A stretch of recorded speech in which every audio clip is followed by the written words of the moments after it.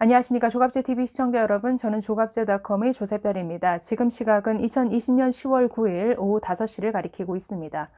지난 4.15 총선에서 허위 사실을 담은 선거 공보물을 뿌린 혐의로 야당에 의해서 고발당했던 고민정 더불어민주당 의원에 대해서 검찰이 8일 무혐의 처분을 내렸습니다. 재미난 것은 후보 본인에 대해서는 무혐의 처분을 내렸는데 이 공보물을 제작한 실무자에 대해서는 기소 결정을 했다라는 것이죠. 그래서 야당에서는 선거 공보물 내용을 후보 본인이 몰랐다라는 게 말이 되느냐라면서 굉장히 반발하고 있는 상태입니다. 자, 문제가 많은 서울 동부지검이 이런 결정을 내렸습니다. 자, 어제 8일자로 서울 동부지검 형사 6부는 고민정 의원 캠프에서 공보물 제작을 맡은 A씨를 공직선거법 위반 혐의로 불구속 기소했다고 밝혔습니다. 자, 그런데 같은 혐의로 수사를 받았던 고민정 의원에 대해서는 혐의 없음 처분을 내린 것이죠. 자, 그러면 이에 대해서 대체 어떤 판단 근거를 가지고 이런 결정을 내린 것이냐라는 기자들의 질문에 대해서 서울 동부지검은 말할 수 없다, 묻지 말아라 라는 이런 입장을 보였습니다. 검찰청의 공보 담당 검사는 불기소 이유를 묻는 기자들의 질문에 대해서 형사사건 공개 금지 등에 관한 규정에 따라 구체적인 이유는 밝힐 수 없다는 입장을 밝히고 있습니다. 자, 먼저 문제가 된 선거 공보물에 대체 어떤 허위 사실이 적혀 있었느냐 먼저 한번 살펴보시죠.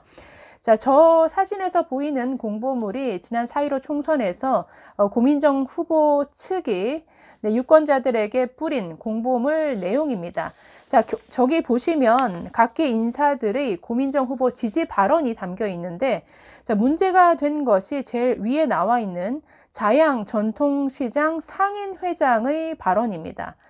자, 상인회장이 고민정 의원을 이렇게 지지했다라는 내용인 것이죠. 보면 고민정 같은 국회의원 10명만 있으면 살맛 나는 대한민국이 될 겁니다.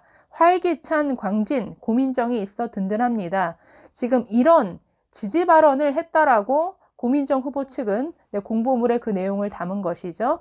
자, 보시면 상인회장의 얼굴 사진과 함께 저런 내용이 실렸는데 저 내용이 허위였습니다.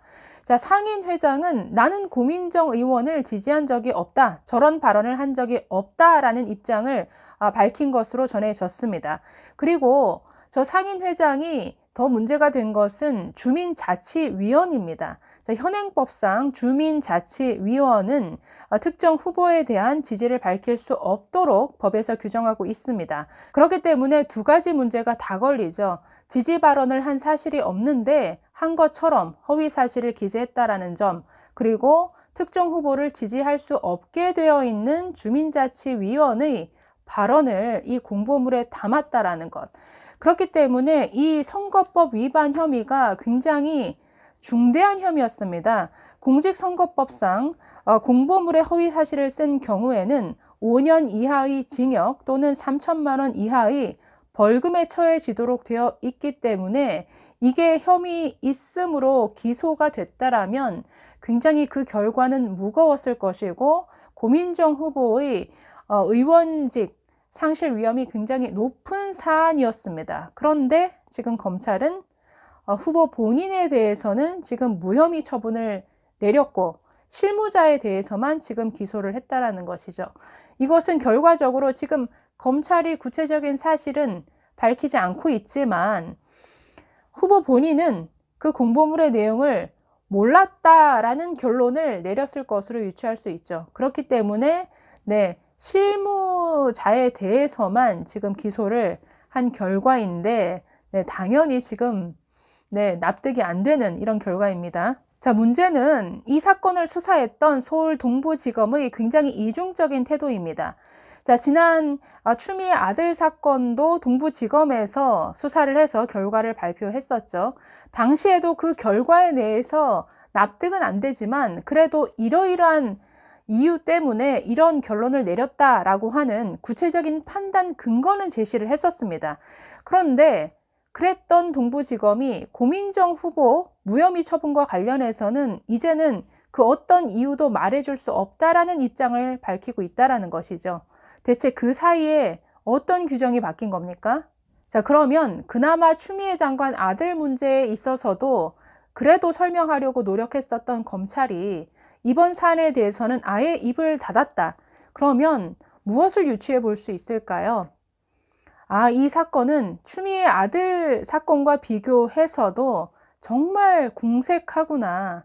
불기소 처분한 그 근거가 너무나 궁색하거나 아니면 궁색한 이유를 가지고 뭔가 대국민 브리핑을 했다가는 뭔가 여론에 역풍을 맞을 수 있을 것이다 라는 이런 나름의 판단을 검찰이 했을 것으로 저는 유추해 봅니다. 자, 서울 동부지검은 고민정 의원에 대해서는 불기소 처분을 내렸는데 상대 후보였던 오세훈 전 후보에 대해서는 기소유예 결정을 내렸습니다.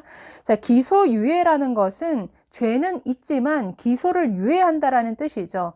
자, 그런데 사실 이 두 후보에게 제기된 혐의를 비교해 보면 이것은 비교할 수 없을 정도로 고민정 후보의 혐의가 훨씬 무겁습니다. 오세훈 전 시장에게 제기된 혐의는 이런 것이었죠. 명절 때마다 자신이 거주하는 아파트 경비원 그리고 청소원들에게 5만 원에서 10만 원 상당의 떡값을 제공했던 것을 선거법상 금품 살포 혐의로 받습니다. 자, 그러나 사실 그 경비원 청소원이 같은 선거구에 사는 분들도 아니고 그리고 명절 때마다 감사의 뜻으로 늘 해온 이런 행위인데 이것을 글쎄요 법에 어긋나는 행동일지는 몰라도 사실 고민정 후보에게 제기된 혐의와 비교하면 아주 가벼운 이런 위반 내용이죠. 공무원물의 허위 사실을 적시한 것은 매우 무거운 혐의입니다. 아까도 설명드렸지만 3년 이하의 징역, 5천만 원 이하의 벌금이니까 그 양형 기준도 굉장히 셉니다. 그렇기 때문에 결과적으로 훨씬 더 무거운 혐의로 고발되었던 고민정 후보에게 검찰이 굉장한 면죄부를 준 셈이죠. 자, 이런 결과에 대해서 야당 측 당연히 반발할 수밖에 없겠죠. 자, 김근식 경남대 교수, 자, 이분은 국민의힘 서울 송파병 당협위원장을 맡고 계신데 페이스북을 통해서 이렇게 밝혔습니다. 손바닥으로 하늘을 가리는 격이다. 후보가 공보물을 만들 때 후보가 그 내용을 모르는 것은 세상에 절대 불가능한 일이다 라고 지적을 했습니다.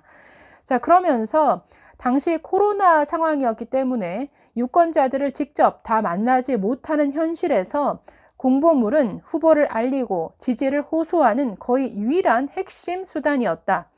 저도 공보물 내용 구성은 처음부터 끝까지 글자 한자 한자, 사진 그림 한 장 한 장 꼼꼼히 직접 확인하고 오케이 했었다라고 했습니다.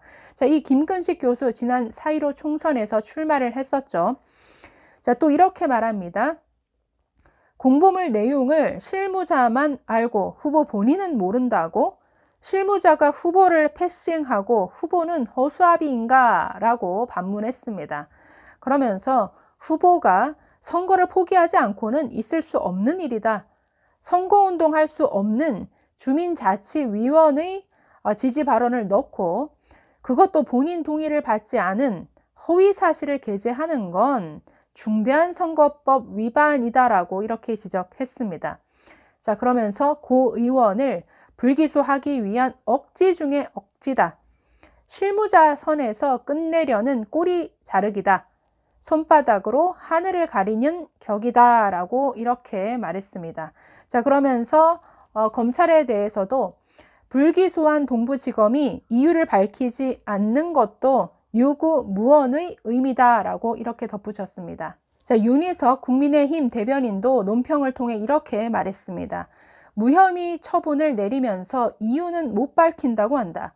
무혐의 이유가 없으니 못 밝히는 것이다. 공정해야 할 법의 잣대가 이리저리 흔들리고 있다라고 지적했습니다. 저는 한 가지 더 덧붙이고 싶네요. 고민정 의원이 추미애 장관보다도 더 친문 핵심이기 때문에 검찰이 오히려 추미애 장관 사건보다도 더 눈치를 본 것 아닙니까? 글쎄요, 법의 잣대가 흔들리는 정도가 아니라 검찰, 경찰, 사정기관들이 이 집권 세력의 탈법, 위법, 이런 비리에 대해서 아주 적극적으로 감추어주는 공범이 되어가고 있는 이런 느낌을 받습니다. 감사합니다.